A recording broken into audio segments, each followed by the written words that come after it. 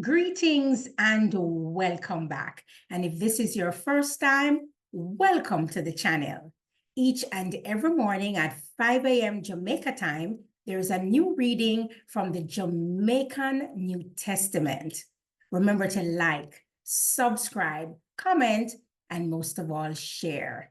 My name is Sophia Nicholson. I am a local TV program presenter and radio personality here in South Florida. For more information about me, you can check the description box below.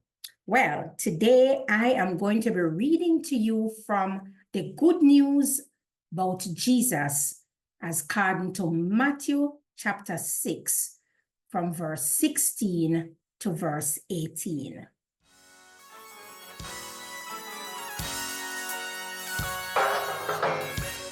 A God Word This, a daily reading from the Jamaican New Testament.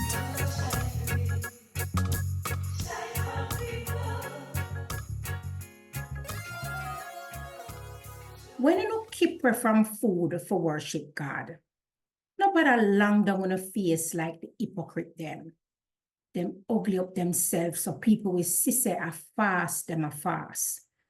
Me tell you this, and a true me a talk. Them now nothing more get.